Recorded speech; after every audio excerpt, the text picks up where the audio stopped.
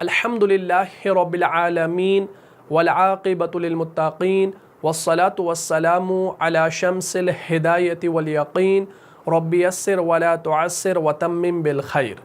अस्सलामु अलैकुम वरहमतुल्लाहि वबरकातुहू। प्यारे अज़ीज़ों, उम्मीद करता हूँ आप सब लोग खैर वाफ़ियत से होंगे। जैसा कि आप लोग जानते हैं कि पिछली वाली क्लास में हमने सुकून लाज़मी के बारे में पढ़ा। मुझे उम्मीद है आपने पिछली वाली क्लास को अच्छे से देखा होगा और समझा भी होगा। अगर अभी तक आप में से किसी ने उस क्लास को नहीं देखा है तो यहाँ पर जो आई का बटन शो हो रहा है इस पर आप क्लिक कीजिए और उस वीडियो को शुरू से लेकर आखिर तक देख लीजिए और सवाब की नीयत से वीडियो को ज़्यादा से ज़्यादा शेयर भी कीजिए। तो आज का जो हमारा टॉपिक है वो है नून क़ुतनी का बयान। तो सबसे पहले आप अपनी कॉपी पर इस टॉपिक की हेडिंग को नोट कर लीजिए। आज की क्लास में हम जानेंगे कि नून क़ुतनी किसे कहा जाता है और कुरान में ये क्यों और कब आता है। इस टॉपिक को समझने से पहले आपने एक पॉइंट ज़रूर याद रखना है और वो बड़ा ही इंपॉर्टेंट है। वो क्या है कि तनवीन भी नून साकिन है। तनवीन भी क्या है? नून साकिन है, यानी अदा के लिहाज से तनवीन भी नून साकिन है। इस पॉइंट को आप अपनी कॉपी पर पहले नोट कर लीजिए। अदा के लिहाज से तनवीन भी क्या है? नून साकिन है। ये बड़ा ही इंपॉर्टेंट पॉइंट है। अगर आपने इस टॉपिक को बासानी समझना है तो इस पॉइंट को आपने जहन में रखना होगा, ठीक है इंशाअल्लाह। देखिए मैं आपको समझा देता हूं कि इसका मतलब क्या है। देखिए अगर मैं यहां पर लिखूं बा दो ज़ेर बिन और यहां पर मैं लिखूं बा नून ज़ेर बिन, तो आपको कोई फ़र्क मालूम हुआ? एक फ़र्क आपको मालूम हुआ कि इनकी जो शक्लें हैं वो मुख्तलिफ हैं, लेकिन इनकी जो आवाज़ है वो सिमिलर है, एक जैसी है, यकसा है। बा दो ज़ेर बिन, बा नून ज़ेर बिन। इसी तरीके से ता दो पेशतुन, ता नून पेशतुन। इसी तरीके से बा अलिफ दो ज़बर बन, बा नून ज़बर बन। तो अब आपने क्या जाना कि इनकी जो आवाज़ है वो यकसा है, लेकिन शक्लें जो हैं वो मुख्तलिफ हैं। बा दो ज़ेर बिन, बा नून ज़ेर बिन। ता दो पेशतुन, ता नून पेशतुन। बा अलिफ दो ज़बर बन, बा नून ज़बर बन। आवाज़ एक जैसी है लेकिन शक्लें मुख्तलिफ हैं। मैं आपको इंग्लिश में मिसाल दे सकता हूँ। जैसे हम इंग्लिश में लिखते हैं एक्सेप्ट, और एक और वर्ड हम लिखते हैं एक्सेप्ट। इसका मीनिंग अलग है, इसका मीनिंग अलग है, यानी दोनों का जो मतलब है वो अलग अलग है, लेकिन आवाज़ के एतबार से ये दोनों सेम है। लेकिन यहाँ पर मीनिंग की बात नहीं हो रही है, यहाँ पर शक्ल और आवाज़ की बात हो रही है। तो ये एक मिसाल मैंने आपको दी है। जैसे इंग्लिश में एक्सेप्ट, एक्सेप्ट हम एक ही आवाज़ में बोलते हैं, इसी तरीके से बा दो ज़ेर बिन, बा नून ज़ेर बिन, शक्लें अलग है लेकिन बोला एक ही आवाज़ में जाता है। तो मैंने आपसे कहा कि अदा के लिहाज से तनवीन जो है वो भी क्या है? वो नून साकिन है, इसलिए वसल की हालत में वो नून साकिन के हुक्म में है। बात समझ में आ रही है ना? यानी अदा के लिहाज से तनवीन भी क्या है? नून साकिन है, इसलिए वसल की हालत में वो नून साकिन के हुक्म में है। यानी जब हम वसल करते हैं तो वो किसके हुक्म में आती है?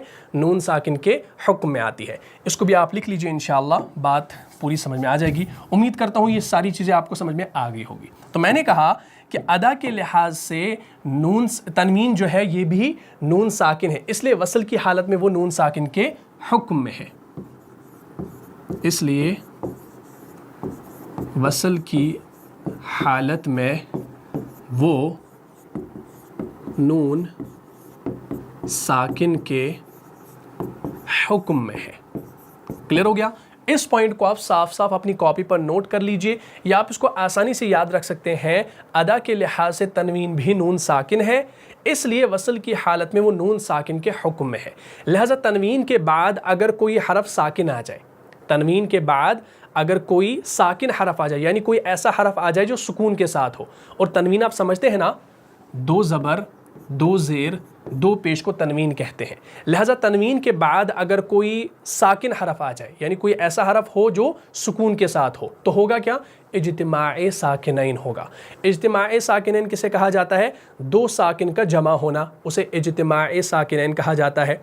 और फिर इज्तिमाए साकिनैन की कुछ अक़साम है, जैसे अला हद्दिही, حدود کے اندر، علی غیر حدہ حدود سے باہر. یہ ساری چیزیں میں نے آپ کو اس سے پہلے پڑھائی ہیں. انشاءاللہ مزید میں آپ کو اس کے بارے میں ڈیٹیل دوں گا آنے والی کلاس میں. لیکن فی الحال آپ یاد رکھیں، لہذا تنوین کے بعد جب کوئی ساکن حرف آ جائے تو اجتماع ساکنین علی غیر حدہ کے چوتھے قاعدے کے مطابق، کتنے وے؟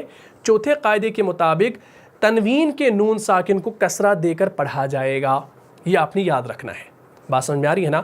یعنی تنوین کے بعد جب کوئی ایسا حرف آ جائے جو ساکن ہو تو اجتماع ساکنین علی غیر حدہ کے چوتھے قاعدے کے مطابق تنوین کے نون ساکن کو، تنوین کے اندر بھی نون ساکن ہوتا ہے نا، کیونکہ ابھی میں نے شروع میں کہا کہ تنوین اور نون ساکن اس کی آواز یکساں ہوتی ہے.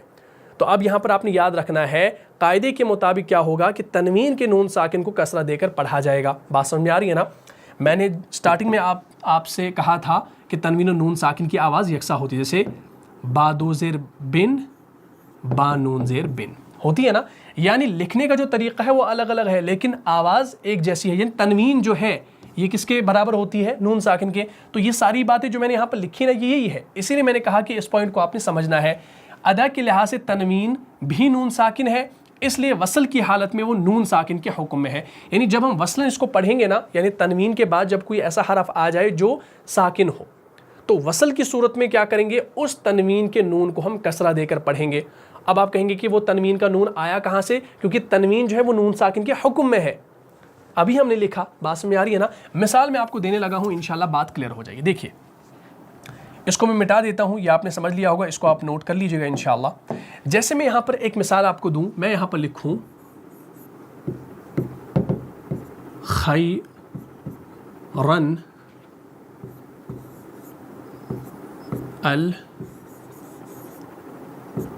الوصیۃ، خیرن الوصیۃ میں نے ایسے پڑھا. اب آپ دیکھ سکتے ہیں کہ یہاں پر تنوین ہے، تنوین ہے نا.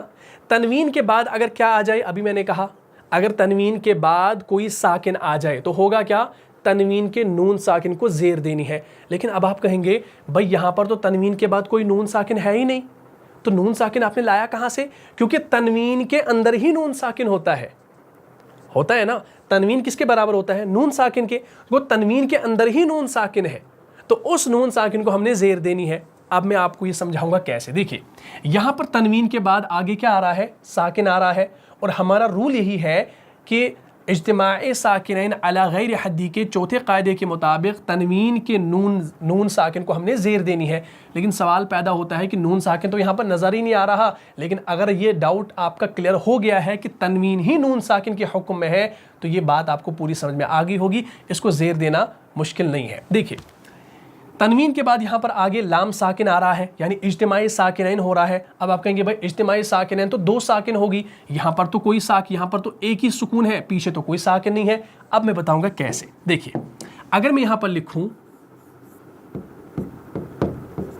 خیرن، کیا میں نے صحیح لکھا؟ خایا زبر خی، را الف دو زبر رن، خیرن. خایا زبر خی، را نون زبر رن، خیرن. بھائی دونوں سیم ہے، فرق کیا ہے بھائی؟ لکھنے کا فرق ہے. تو سٹارٹنگ میں نے کہا کہ تنوین جو ہوتی ہے وہ نون ساکن کے برابر ہوتی ہے آواز کے اعتبار سے. جیسے با الف دو زبر بن، با نون زبر بن ہوتی ہے نا. تو ہم نے یہاں پر کیا کیا؟ را الف دو زبر رن، را نون زبر رن. بات سمجھ میں آ گئی نا؟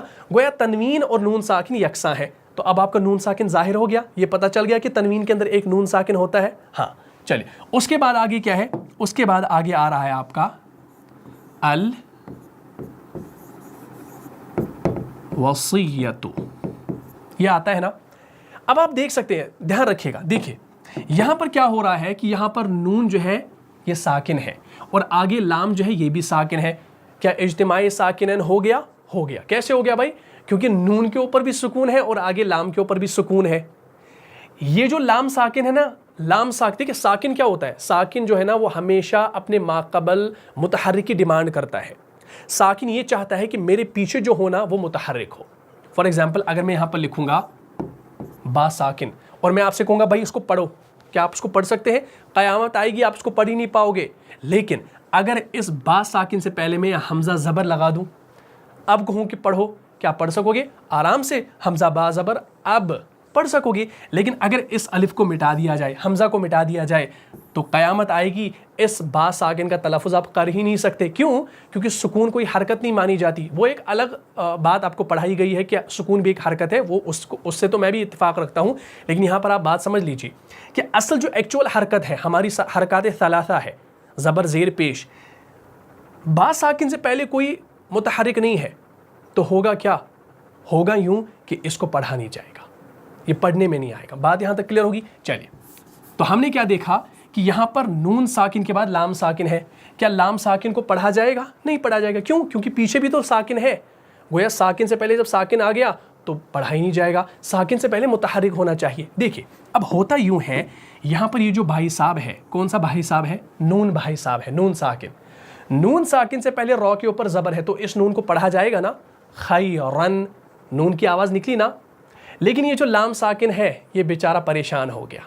ये सोच रहा है कि भाई पीछे मेरे तो नून साकिन है, नून साकिन से पहले रॉ ज़बर है, इस नून ने तो अपना तलफ़ुज़ करवा लिया, लेकिन मुझे तो अधूरा छोड़ दिया।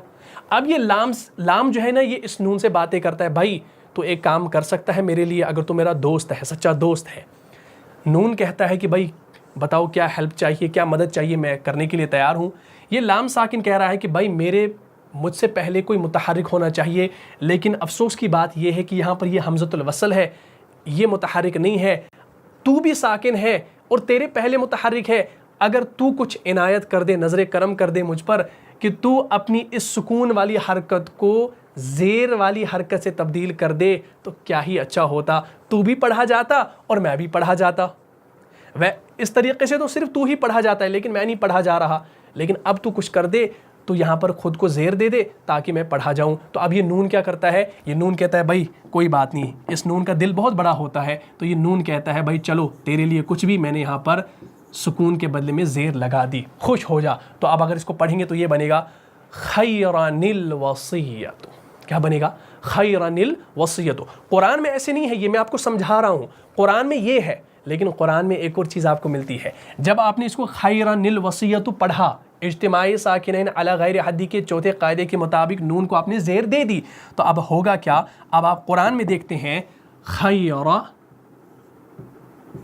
वसीयतु। कुरान में एक छोटा नून वहाँ पर बना हुआ होता है आपके तलफ़ुज़ के लिए, ताकि आप इसको पढ़ें, ताकि आप इसको समझ पाएँ। असल में वो जो नून क़ुतनी होता है ना, वो इस तनवीन का अपना होता है, क्योंकि तनवीन की आवाज़ नून साकिन के हुक्म में है ना, अभी हमने जाना। तो इस वजह से हमारा जो टॉपिक है वो नून क़ुतनी का है। अल्हम्दुलिल्लाह आपने इसको समझ लिया होगा। तो यहाँ पर क्या हो गया? खैरनिल वसीयतु। असल में ये था खैरन अल वसीयतु। अगर अलग अलग पढ़ेंगे इसको, तो अगर अलग पढ़ेंगे तो इस हमज़ा पर आप ज़बर लगा सकते हैं जब आप इसको पढ़ेंगे, लेकिन जब इसको मिलाकर पढ़ेंगे तो ये बनेगा खैरनिल वसीयतु। तो हमने यहाँ पर इसको एलॉबरेट किया, तो अब आपको समझ में आ गया कि ये कैसे चेंज होती रहती है। अच्छा, ये जो खैरनिल वसीयतु है ना, ये आपको सूरह बकरा की आयत नंबर 180 में मिलती है। सूरह बकरा जो आपका सूरह नंबर 2 है, आऊज़ु बिल्लाहि मिनश शैतानिर रजीम, कुतिबा अलैकुम इज़ा हदरा अहदकुमुल मौत इन तरका खैरनिल वसीयतु लिल वालिदैन वल अक़रबीन बिल मारूफ हक़्क़ा अलल मुत्तक़ीन। तो ये आय करीमा के अल्फाज हैं। तो उसमें पहली आता है अहदकुमुल मौत इन तरका खैरनिल वसीयतु लिल वालिदैन वल अक़रबीन बिल मारूफ हक़्क़न अलल मुत्तक़ीन। तो ये अल्फाज आपको मिलते हैं। तो वहाँ पर आपको खैरनिल वसीयतु मिलता है। तो ये जो ऊपर आप नून देख रहे हैं, इस नून को नून क़ुतनी कहा जाता है। इसकी वजह से जो है ना, वो एक बोझ जो है वो कम हो जाता है। इसी तरीके से मैं आपको एक और मिसाल दे सकता हूँ। देखिए, मशहूर एग्जाम्पल है सूरह हुमज़ा, आपने पढ़ा है अम्पारा के अंदर, सूरह नंबर 104। सूरह नंबर 104 की आयत नंबर 1 और आयत नंबर 2, ठीक, वो आप देख लीजिए। सबसे पहली मिसाल जो हमने अभी देखी, ये वाली पहली वाली मिसाल देखिए क्या है। कुतिबा अलैकुम इज़ा हदरा अहदकुमुल मौत इन तरका खैरनिल वसीयतु। यहाँ पर देखिए छोटा सा नून बना हुआ है ना, ये नून क़ुतनी है। ये कहीं तो ये ऊपर लिखा होता है, कहीं नीचे लिखा होता है, ये डजंट मैटर, तो लिखा होता है। असल में ये है क्या है? असल में ये है खैरन। लेकिन यहाँ पर देखिए एक ही ज़बर है और एक ज़बर कहाँ चली गई? इस नून ज़ेर के नीचे, ज़ेर की शक्ल में। तो ये आपका बन गया खैरनिल वसीयतु। बात क्लियर होगी? चलिए, उसके बाद मैं बात कर रहा था सूरह हुमज़ा की। सूरह हुमज़ा में आप पढ़ते हैं पहली आयत में, ठीक है ना, सबसे पहली आयत अगर आप पढ़ते हैं جیسے وَيْلٌ لِكُلِّ هُمَزَةٍ لُمَزَةٍ پڑھتے ہیں نا, اور اس کے بعد آپ پڑھتے ہیں الَّذِي جَمَعَ مَالًا وَعَدَّدَهُ, پڑھتے ہیں نا. تو میں یہاں پر لکھتا ہوں پہلے لُمَزَةٍ, لُمَزَةٍ ایسے لکھا ہوتا ہے لُمَزَةٍ, یہ پہلی آیت ہوتی ہے. اس کے بعد لکھا ہوتا ہے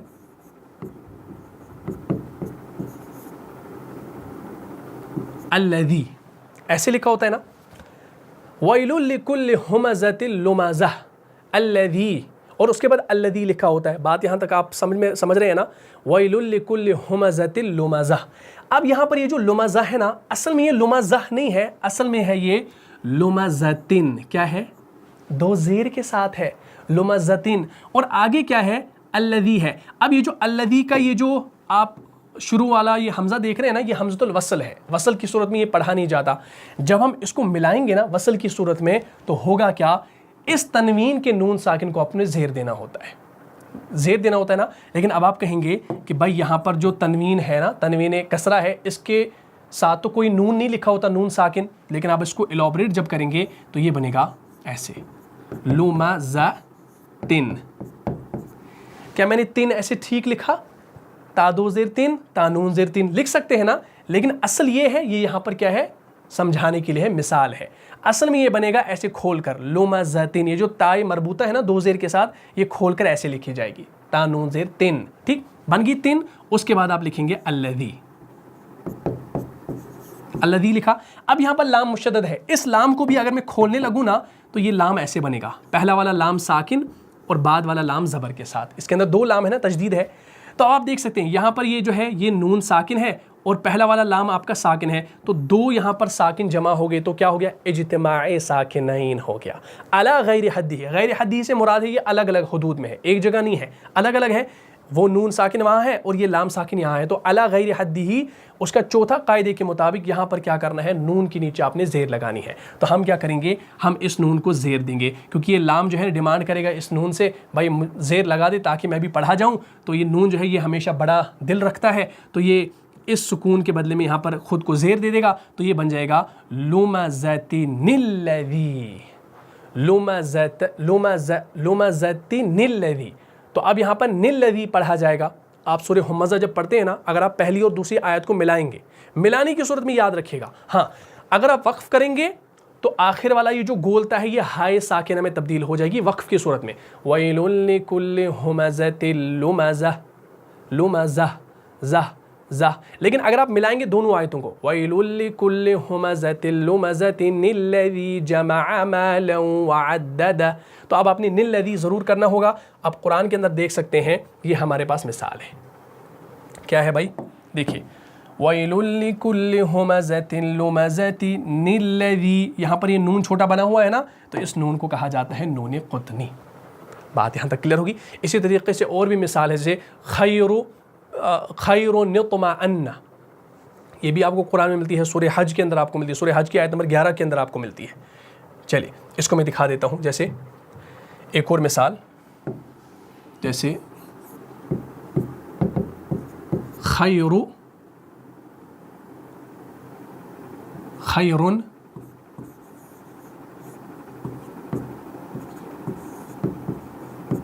ایسے, خیرن اطمئن ایسے لکھا ہے.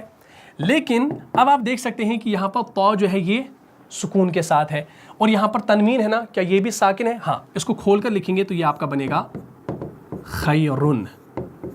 را دو پیش رن, را نون پیش رن لکھا جا سکتا ہے نا. اور اس کے بعد ہم لکھیں گے اطمئن. اب یہاں پر دیکھیے نون ساکن اور تا ساکن, دو ساکن جمع ہو گئے, اجتماعی ساکن علی غیر حدی ہو گیا. چوتھا قاعدے کے مطابق یہاں پر نون ساکن کے نیچے ہم نے کیا کرنا ہے؟ اس کو زیر دینی ہے. تو یہ بنے گا خیر نطمئن. لیکن قرآن میں ایسے نہیں لکھا ہوتا, قرآن میں لکھا ہوتا ہے ایسے, ایسے خیر. یہاں پر ایک ہی پیش ہوتی ہے اور پھر یہاں پر اوپر چھوٹا سا نون بنا ہوا ہوتا ہے جسے نون قطنی کہا جاتا ہے. تو یہ بن جاتا ہے خیر نطمئن, جو اصل میں کیا تھا؟ خیر اطمئن تھا. سورہ حج کھول کر دیکھیں گے, اعوذ باللہ من الشیطان الرجیم, ومن الناس من يعبد الله على حرف फ़इन असाबहु खैरुन इत्मअन्न बिह, ऐसे है अल्फाज आय करीमा के। ये आयत हमारे पास मौजूद होगी, इंशाल्लाह इसको देख लीजिए। हाँ, ये देखिए क्या है, वमिनन नासि मन यअबुदुल्लाह अला हर्फ फ़इन असाबहु खैरुन इत्मअन्न बिह। तो यहाँ पर आप देखिए, यहाँ पर छोटा सा नून आ गया, खैरुन इत्मअन्न, असल में है ये खैरुन, लेकिन रुन क्यों नहीं है, क्योंकि नून यहाँ पर ज़ेर के साथ आ गया तनवीन के अंदर, तो हमारा ये काम हो गया इस तरीके से। बात समझ में आ गई ना। तो इसको हम नून क़ुतनी कहते हैं। क्या कहते हैं? नून क़ुतनी कहते हैं। अच्छा, एक और बात याद रखिएगा, हिंदुस्तान के अंदर जो मुसहफ़ आपको मिलता है या पाकिस्तान के अंदर मिलता है या बांग्लादेश वगैरह के अंदर मिलता है, उनमें क्या होता है कि उनमें मुसहफ़ के अंदर ये छोटा सा नून लिखा हुआ होता है, छोटा सा नून, ये नन्हा सा नून होता है ना, ये लिखा हुआ होता है। लेकिन अगर ये नून लिखा हुआ ना हो कहीं पर, किसी कुरान के अंदर, किसी मुसहफ़ के अंदर ये कहीं पर लिखा ना हो, जैसे अरब के कुरान है, अरब के अंदर जो मुसहफ़ पाए जाते हैं ना, उनमें कभी कभी ये नून क़ुतनी होता ही नहीं। किसी कुरान के अंदर हो सकता है, किसी के अंदर नहीं हो सकता है। तो क्या तब भी इस नून क़ुतनी को ड्रॉप किया जा सकता है? बिल्कुल नहीं। कायदे के मुताबिक आपने उस नून को ज़रूर पढ़ना है, जैसे कि अरब के क़ुर्रा हज़रात ऐसा करते हैं। वो क्या करते हैं, वो इस नून क़ुतनी को पढ़ते हैं, हालांकि उनके कुरान में ऐसा होता नहीं है। जैसे आप देखेंगे सूरे हमारे कुरान की अगर हम बात करें ना, हमारे कुरान के अंदर भी एक जगह नून क़ुतनी नहीं आया है जो ज़ाहिर है। जैसे हम देखते हैं सूरे इखलास, सूरह इखलास हमारा 100 सूरह नंबर 112 है, उसमें पहली आयत और दूसरी आयत को मिलाते हैं। कैसे? कुल हुवल्लाहु अहद अल्लाहु समद, अलग अलग पढ़ते हैं। लेकिन जब हम इसको मिलाते हैं ना, तो हम पढ़ते हैं कुल हुवल्लाहु अहदुनिल्लाहु समद। हम पढ़ सकते हैं ऐसे, जैसे मैं यहाँ पर लिख सकता हूँ। ये सवाल जो है ना, बहुत पहले मुझसे किसी ने किया था, कुल हुवल्लाहु अहदुन, उसके बाद है अल्लाहु समद, ऐसे है ना। यहां पर क्या है? अहदुन है। अगर हम इसको मिलाएंगे, अगर हम इसको एक आयत को पढ़ेंगे तो हम पढ़ेंगे कुल हुवल्लाहु अहद, दाल को साकिन कर दिया, कलकला कर दिया, खत्म, अल्लाहु समद, ऐसे पढ़ा। लेकिन अगर हम इन दोनों आयतों को मिलाएंगे तो हमने ज़रूर क्या करना पड़ेगा, कुल हुवल्लाहु अहदु निल्लाहु समद। यहाँ पर एक पेश को हटाकर यहाँ पर नून ज़ेर लगानी पड़ेगी, वो वहाँ पर होती नहीं है, हमारे जहन में होती है। क्योंकि कायदा हमारा क्या है कि तनवीन के बाद जब आपका दूसरा साकिन आ जाए, कोई साकिन आ जाए, तो इज्तिमाई साकिनैन अला गैरि हद्दिही के चौथे कायदे के मुताबिक नून के नीचे आपने ज़ेर लगानी है। कौन सा नून? जो तनवीन के अंदर वाला नून साकिन है। असल में है ये अहदुन, ऐसे अहदुन, ये ऐसे है, और आगे है फिर अल्लाह। अब अल्लाह के लाम जो है ना, बीच वाला लाम, इसके अंदर दो लाम है, एक साकिन है, एक मुतहर्रिक है। तो दो साकिन जब जमा हो गए तो इस नून ज़ेर को ज़ेर लगा दी, नून साकिन को ज़ेर लगा दी, तो ये बन गया अहदुनिल्लाहु समद। बात यहाँ तक समझ में आ गई? हाँ, तो ये बात आपने समझनी है। कुछ कुरान के अंदर आपको नहीं मिलेगा, कुछ के अंदर मिलेगा। अच्छा, अब नून क़ुतनी की बात हो रही है, इसको भी इंशाल्लाह समझ लीजिए। देखिए, इसका नाम है क़ुतनी। मैं आपको ये आसान तरीके से समझा दूंगा। अरबी में हम लिखते हैं ऐसे, कुतुन, या अरबी में हम लिखते हैं कुतन, तौ के सुकून के साथ, तौ के ज़म्मा के साथ। कुतुन और कुतुन जो है अरबी में रुई को कहते हैं। रुई समझते हैं ना? रुई समझते हैं ना भाई? धागा होता है ना, धागा बहुत पहले जो है ना, वो हम चरखा चलाया करते थे। जो हमारे बुज़ुर्ग हजरात थे वो चरखा चलाया करते थे, और चरखे पे वो जो है ऐसे ऐसे वो रुई निकालते थे, ठीक है ना, फिर कपड़े बनते थे। तो रुई किसे कहा जाता है? कुतुन, ठीक है ना, कुतुन हम कहते हैं रुई को। अब रुई आपको कैसे समझ आएगा? जैसे फॉर एग्जांपल हम घर में बिस्तरा डालते हैं, कोई बेड पे सोता है, डनलॉप लगा दिया, लेकिन कुछ लोग जो है ना वो अभी भी बिस्तरा इस्तेमाल करते हैं, जिनके कमर में दर्द होता है, जो बेड इस्तेमाल नहीं करते। तो हमारे पास एक रज़ाई होती है, हमारे पास एक मैट्रेस होता है, उसमें रुई होती है, रुई होती है ना, उसमें कॉटन, जिसको हम कहते हैं इंग्लिश में कॉटन कहते हैं। या हमारे पास कोई पिल्लो होता है जिस पर हम सर रखते हैं, ठीक है ना, तो उसके अंदर भी क्या होता है? उसके अंदर भी रुई भरी होती है, यानी जो तकिया होता है। या हमारी टोपी होती है, बाज़ औक़ात हम ऐसी टोपी लाते हैं विंटर्स में जिसके अंदर रुई भरी हुई होती है, ठीक है ना। तो रुई जो है ना वो कपड़े के दो अस्तरों में छुपी हुई होती है। रुई कहाँ छुपी होती है? कपड़े के दो अस्तरों में क्या होती है? छुपी हुई होती है। इसी तरह ये जो नून है ना, नून क़ुतनी, छोटा वाला नून, ये भी दो कलमों या दो ज़बर या दो ज़ेर या दो पेश में गोया छुपा हुआ होता है। इसीलिए हम इसको क्या कहते हैं? इसलिए हम इसको क़ुतनी कहते हैं। बात यहाँ तक समझ में आ गई? अगर आपसे कोई पूछे कि इसको नून क़ुतनी क्यों कहा जाता है, कुतुन या कुतुन या कुतन जो है, اس کا معنی ہے عربی کے اندر روئی، جس کو ہم کاٹن کہتے ہیں، جو تکیوں کے درمیان میں یا ٹوپیوں کے درمیان میں ہوتی ہے. اور روئی کی جگہ کہاں ہوتی ہے؟ درمیان میں. اگر روئی کو ہم کسی پلو سے پھاڑ دیں تو پورے کمرے میں روئی جو ہے نا اڑنے لگے گی، کیونکہ بالکل ہلکی ہوتی ہے نا. تو یہ کسی کپڑے کے درمیان میں ہوتی ہے، ٹوپی کے درمیان میں ہوتی ہے. اسی طریقے سے جو ہے یہ جو نون ہوتا ہے، چھوٹا والا نون جسے نون قطنی کہا جاتا ہے، یہ دو کلموں یا دو زبر یا دو زیر یا دو پیش کے گویا چھپا ہوا ہوتا ہے، اس کے درمیان ہوتا ہے، اس لیے ان کو ہم کیا کہتے ہیں؟ نون قطنی کہتے ہیں. اچھا ایک اور بات سمجھ لیجئے، عرب ممالک میں آپ مصحف دیکھیں گے، ان مصحف کے اندر نون قطنی نہیں لکھا ہوتا. آپ کنفیوز ہو جائیں گے، بھائی عرب کی جو قرآن ہے یہاں پر لکھا ہی نہیں ہے تو ہم اس کو کیسے پڑھیں گے؟ فار ایگزامپل یہی لفظ جو ہم نے سٹارٹنگ میں دیکھا، جیسے یہ ہے خیرن الوصیۃ، ٹھیک. آپ اگر دیکھیں گے سورہ بقرہ کی آیت نمبر 180، وہاں پر آپ کو یہ خیرن الوصیۃ جو ہے نا نون قطنی کے ساتھ نہیں ملے گا. تو آپ کیا سوچیں گے؟ آپ سوچیں گے بھائی اس کو ایسے پڑھنا ہوگا خیر الوصیۃ. تو یہ سراسر غلطی ہے، اس میں آپ نے دھیان رکھنا ہے خیرن الوصیۃ ہے. بات سمجھ آ گئی نا؟ میرے پاس قرآن پاک موجود ہے، یہ میں نے آپ کے لیے یہاں پر رکھا تھا تاکہ میں آپ کو دکھا دوں. یہ جو میرے پاس قرآن پاک ہے نا، یہ سعودی عرب کا قرآن ہے، یعنی یہ سعودی پرنٹ ہے.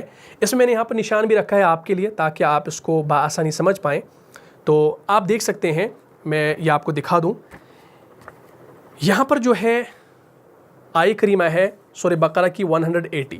اگر ہم اس کو پڑھیں گے نا، اعوذ باللہ من الشیطان الرجیم، کتب علیکم اذا حضر احدکم الموت ان ترک خیرن الوصیۃ. میں نے یہاں پر خیرن کیوں پڑھا؟ کیونکہ آپ دیکھ سکتے ہیں یہاں پر خیرن دو زبر کے بعد کوئی نون قطنی نہ اوپر نیچے ہے ہی نہیں.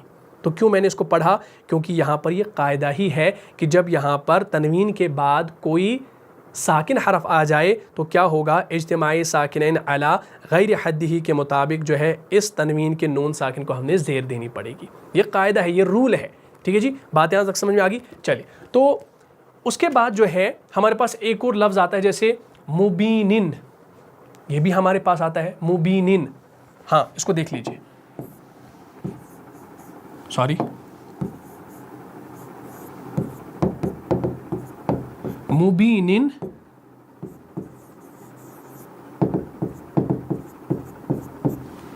مبینن، اور یہ جو آیت ہے نا، یہ آپ کو سورہ یوسف کی آیت نمبر 8 کے اندر ملتی ہے. مبین جو ہے نا یہاں پر آیت ختم ہو جاتی ہے. اگر آپ یہاں پر رکیں گے تو اس مبین کو آپ نے مبین ہی پڑھنا ہے، نون کو ساکن کرنا ہے.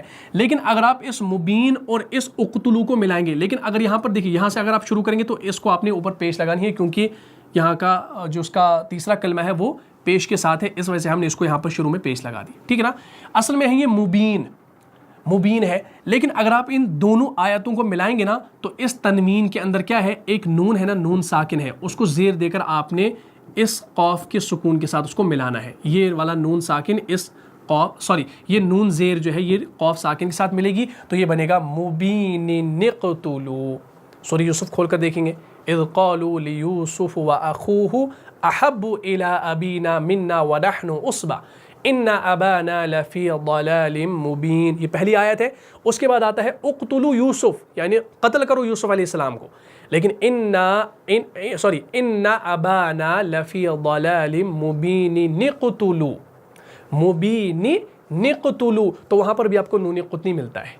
بات سمجھ میں آ گئی نا؟ ہاں، تو اس طریقے سے آپ نے یہ ساری چیزیں دیکھنی ہے. یہ نون قطنی سمجھنا بالکل آسان ہے. قرآن میں جہاں کہیں بھی آپ کو چھوٹا سا نون نظر آئے تو آپ نے آج پوری بات سمجھ لی، وہ کیسے وجود میں آتا ہے، وہ کیسے بنتا ہے.